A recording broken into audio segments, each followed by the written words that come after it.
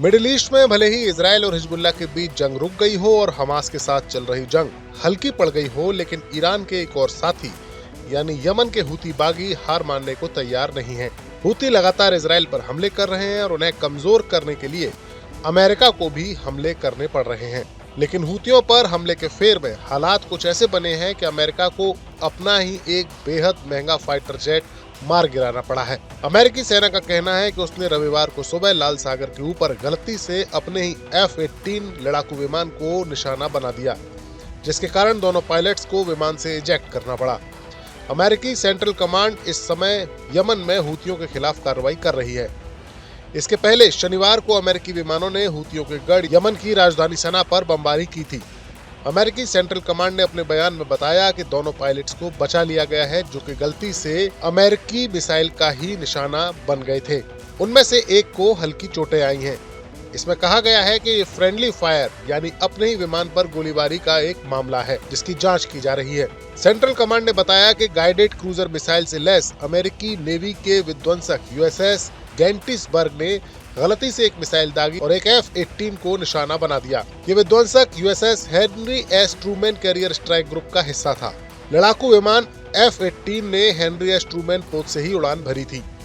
ये घटना उस वक्त हुई जब अमेरिकी फौज ने यमन के हूती विद्रोहियों को निशाना बनाकर हवाई हमले किए थे। हालांकि अमेरिकी फौज की तरफ से ये साफ साफ नहीं बताया गया है कि इस हमले के वक्त दोनों पायलट वहां क्या कर रहे थे। दरअसल जब से मिडिल ईस्ट में हमास और इजराइल के बीच की जंग शुरू हुई है, तभी से अमेरिका ने इस इलाके में अपनी नेवी की भारी तैनाती कर रखी है।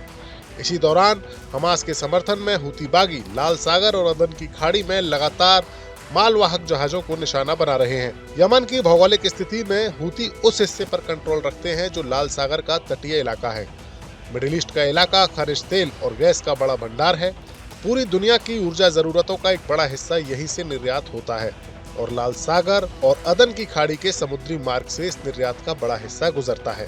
ग्लोबल समुद्री व्यापार का लगभग 15% हिस्सा लाल सागर से ही होकर गुजरता है, जो स्वेज नहर के जरिए भूमध्य सागर से जुड़ा हुआ है और यूरोप और एशिया के बीच का सबसे छोटा शिपिंग मार्ग है। एशियाई और यूरोपीय देशों के अलावा अमेरिका के हित भी इस मेन समुद्री मार्ग से काफी जुड़े हुए हैं, जिस पर हूती बागी लगातार मालवाहक जहाजों पर हमले करते रहते हैं।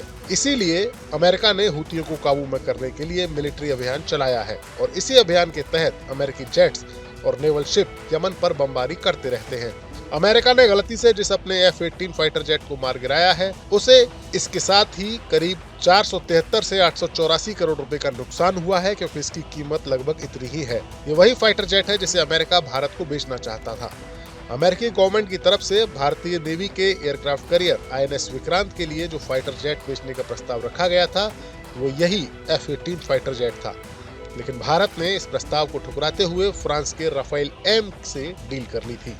खैर, अमेरिकी स्ट्राइक में हूतियों के कितने हथियार तबाह हुए ये तो पूरी तरह पता नहीं चल सका, लेकिन अमेरिका ने तो अपना एक बेहद कीमती फाइटर जेट गंवा दिया। न्यूज नेशन अब व्हाट्सएप पर खबरों की ताजा अपडेट के लिए न्यूज नेशन के इस QR कोड को स्कैन करें।